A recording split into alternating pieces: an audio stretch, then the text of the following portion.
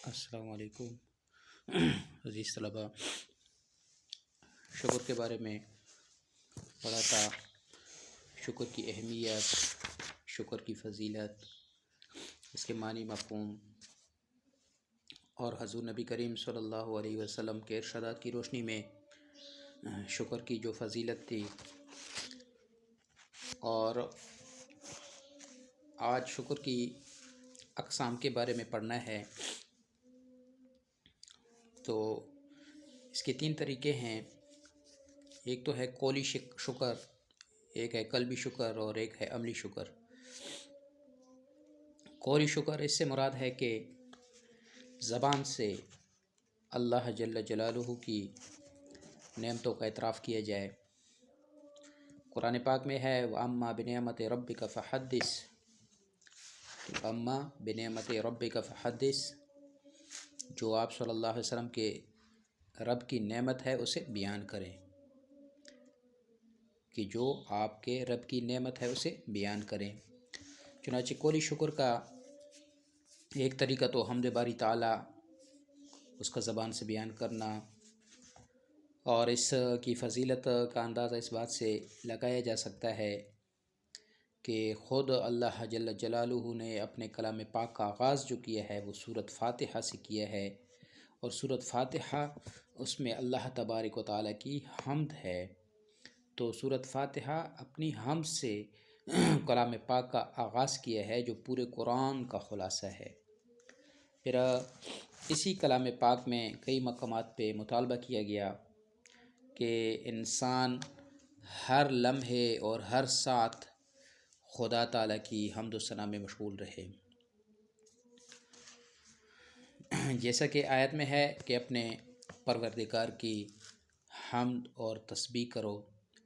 اس فرمایا کہ اللہ جل جلالہ کی حمد سے عمل کا ترازو جو ہے وہ بڑھ جاتا ہے۔ اللہ تبارک و تعالیٰ کی حمد سے عمل کا جو ترازو ہے وہ بڑھ جاتا ہے، اور الحمدللہ اور سبحان اللہ زمین کے خلا کو بھی بھر دیتے ہیں۔ تو قولی شکر کہ زبان سے ہر وقت اللہ تبارک و تعالیٰ نے جو نعمتیں دی ہیں ان کا انسان شکر ادا کرتا رہے۔ اور دوسرا ہے قلبی شکر، کہ اس سے مراد ہے کہ اللہ تبارک و تعالیٰ کی جو بے پایہ نعمتیں انسان کو حاصل ہیں، اس کی قدر شناسی کا جذبہ جو ہے وہ دل میں ہو، کیونکہ قدر شناسی بالآخر اسے اللہ تبارک و تعالیٰ کے قریب کر دے گی۔ تو انسان کے قول و فعل میں اصلاح کے لیے، دل میں اللہ تبارک و تعالیٰ کے جو انعامات ہیں ان کا اعتراف اور احسان مندی کا جذبہ جو ہے وہ لازمی ہے۔ دل میں شکر گزاری کی پرورش کے لیے یہ ضروری ہے کہ انسان اپنی ذات اور کائنات پر تدبر کرے، غور کرے کہ انسان کو اللہ تبارک و تعالیٰ نے کس انداز پیدا کیا، کہ فرمایا لقد خلقنا الانسان فی احسن تقویم، اور پھر کائنات پر تدبر کرے، کائنات میں کتنی خوبصورت چیزیں کس طریقے سے اللہ تبارک و تعالیٰ نے نظم و ضبط کے ساتھ، ایک سلیقے کے ساتھ پیدا کی ہیں۔ تو اگر ان چیزوں پہ انسان تدبر کرے گا تو اللہ تبارک و تعالیٰ کی نعمتوں کو کامل طور پر سمجھ سکے گا۔ کہ قرآن مجید میں اللہ جل جلالہ کا فرمان ہے کہ وَلَقَدْ آتَيْنَا لُقْمَانَ الْحِكْمَةَ أَنِ اشْكُرْ لِلَّهِ، ہم نے دی لقمان کو حکمت اور فرمایا کہ تم اللہ کا شکر کرو، أَنِ اشْكُرْ لِلَّهِ، اور تم اللہ کا شکر کرو، وَمَنْ يَشْكُرْ فَإِنَّمَا يَشْكُرُ لِنَفْسِهِ، اور جو شکر کرتا ہے تو وہ صرف اپنے ہی بھلے کے لیے کرتا ہے، وَمَنْ كَفَرَ، اور جس نے ناشکری کی فَإِنَّ اللَّهَ غَنِيٌّ حَمِيدٌ، تو بے شک اللہ جل جلالہ بے نیاز تعریفوں کے ساتھ ہے۔ اور فرمایا واللہ اخرجکم من بطون امہاتکم، اللہ نے تمہیں تمہاری ماؤں کے پیٹوں سے نکالا، لا تعلمون شیئا، تم کچھ بھی نہ جانتے تھے، وجعل لکم السمع والابصار والافئدہ، اور اللہ نے تمہارے بنائے کان اور آنکھیں اور دل، لعلکم تشکرون، تاکہ تم شکر ادا کرو، تو حضور نبی کریم صلی اللہ علیہ وسلم نے فرمایا کہ جس نے خدا کی حمد و ثنا بیان کی اس نے شکر ادا کیا، اور جس نے اس کی نعمتوں کو چھپایا اس نے کفر کی راہ اختیار کی۔ کہ جس نے خدا کی حمد و ثنا بیان کی اس نے شکر ادا کیا۔ اور جس نے اس کی نعمتوں کو چھپایا اس نے کفر کی راہ اختیار کی۔ اور اس کے ساتھ ساتھ ہے عملی شکر، قولی شکر ہے، قلبی شکر ہے، اور ہے عملی شکر۔ قلبی اور قولی شکر کا مقصد جو ہے وہ عملی شکر ہے۔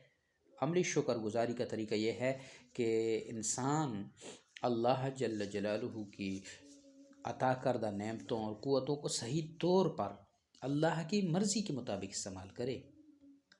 جو قوتیں، جو نعمتیں اللہ تبارک و تعالی نے اس کو دی ہیں، اس کو اللہ کی منشا کے مطابق استعمال کرنا، یہ ہے عملی شکر۔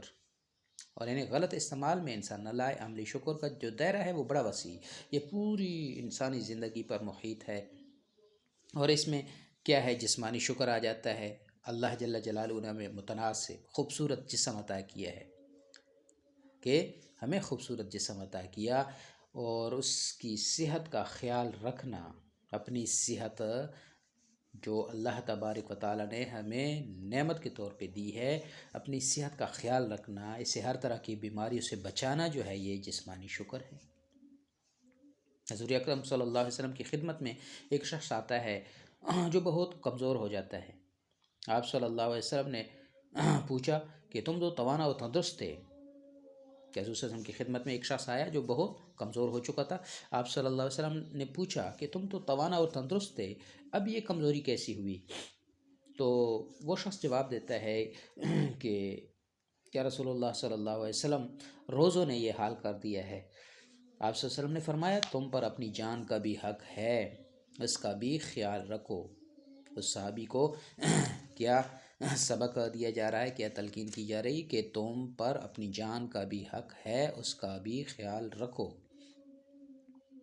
اس طرح ایک مالدار شخص پھٹے پرانے کپڑے پہنے ہوئے حاضر ہوا تو آپ صلی اللہ علیہ وسلم فرمایا کہ اپنے مال کا اظہار کرو، اپنے مال کا اظہار کرو، جس نعمت سے اللہ نے آپ کو نوازا ہے، مال و دولت دی ہے، اس نعمت کا اظہار کرو، کیونکہ تمہارے جسم کا بھی تم پر حق ہے۔ تو جسمانی شکر کہ اس میں اللہ تبارک و تعالی نے جن نعمتوں سے نوازا ہے، ان نعمتوں کو اللہ کی مرضی کے مطابق اور اپنے جسم کے ذریعے سے اس کا اظہار ہونا چاہیے۔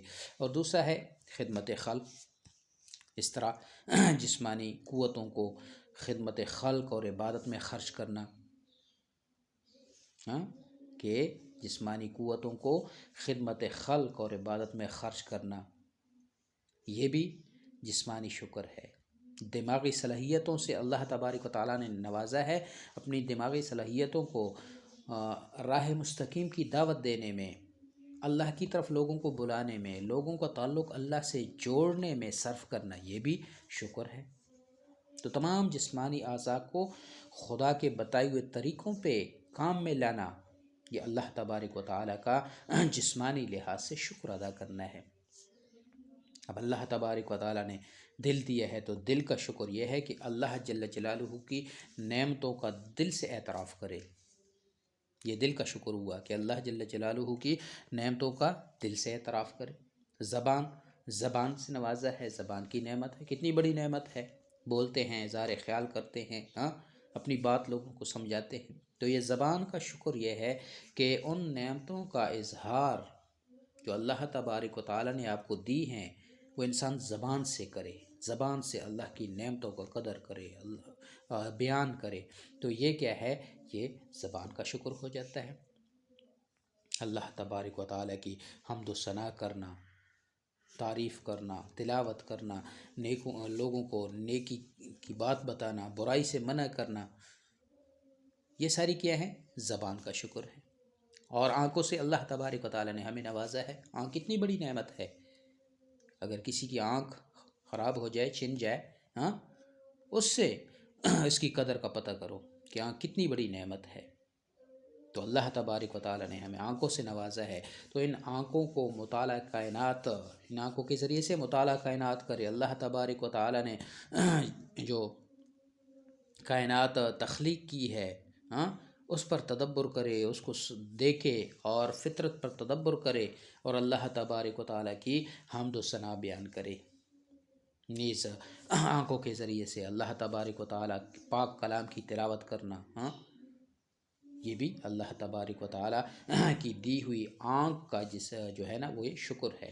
ہاتھ پاؤں سے اللہ تبارک و تعالیٰ نے نوازا ہے، تو ہاتھ پاؤں کو اللہ تبارک و تعالیٰ کے بندوں کو فائدہ پہنچانے میں ان ہاتھ پاؤں کو استعمال کرے، ان کی مدد آئے، اور ہاتھوں کو استعمال کرے ان کی مدد کرنے میں، پاؤں کو استعمال کرے، تو یہ ہاتھ پاؤں کا شکر ہو جاتا ہے۔ المختصر کہ تمام بدنی قوتوں کو، جو قوت اللہ تبارک و تعالیٰ نے ہمیں بدن میں دی ہیں، ذہنی صلاحیتوں سے نوازا ہے، مال و دولت سے نوازا ہے، یہ ساری اللہ تبارک و تعالیٰ کی نعمتیں ہیں۔ ان نعمتوں کو خدا کی راہ میں صرف کرنا جو ہے، یہ ان چیزوں کا شکر ادا کرنا ہے، اللہ کا شکر ادا کرنا ہے ان نعمتوں پہ، کہ جو ان کو اللہ تبارک و تعالیٰ کی طرف سے حاصل ہوئی ہیں، اور ان چیزوں کو، ان نعمتوں کو اللہ کی خوشنودی حاصل کرنے کے لیے استعمال کرنا، یہ شکر کے مفہوم میں شامل ہو جاتا ہے۔ مالی شکر ہے تو اللہ تبارک و تعالیٰ نے ہمیں جو مال دیا ہے، اسے خدا کے بتائے ہوئے طریقوں کے مطابق اپنے نفس پر، اہل و عیال، اپنے اعزا، اقربا، رشتہ دار، یتیم، مسکین، دیگر جو قومی امور ہیں، جو خدمت خلق کے زمرے میں آتی ہیں، ان پہ خرچ کیا جائے، تاکہ اللہ تبارک و تعالیٰ کی مخلوق کو فائدہ پہنچے اور اللہ تبارک و تعالیٰ راضی ہو جائے، تو یہ مالی شکر ادا ہو جاتا ہے۔ اسلام کی نگاہ میں خدا کی راہ میں خرچ کرنا نہ صرف شکر باری تعالیٰ ہے، بلکہ قرآن کی اصطلاح میں یہ قرض حسنہ قرار دیا گیا ہے، کہ جس کا بدلہ اللہ تبارک و تعالیٰ کئی گنا دیتا ہے۔ حدیث قدسی ہے، قیامت کے روز اللہ جل جلالہ فرمائے گا، اے آدم کے بیٹے، میں بیمار پڑا، تو نے میری بیمار پرسی نہ کی۔ بندہ کہے گا، اے میرے پروردگار، تو سارے جہاں کا رب ہے، میں تیری بیمار پرسی کیسے کرتا؟ اللہ جل جلالہ فرمائے گا، کیا تجھے خبر نہ تھی کہ میرا فلاں بندہ بیمار تھا، تو نے اس کی عیادت نہ کی؟ اگر تو اس کی عیادت کرتا تو مجھے اس کے پاس پاتا۔ پھر خدا تعالیٰ کہیں گے، اے بنی آدم، میں نے تجھ سے کھانا مانگا، تو نے مجھے کھانا نہیں کھلایا۔ بندہ عرض کرے گا، اے میرے رب، تو سارے جہان کا پالنے والا ہے، تجھے میں کیسے کھلاتا؟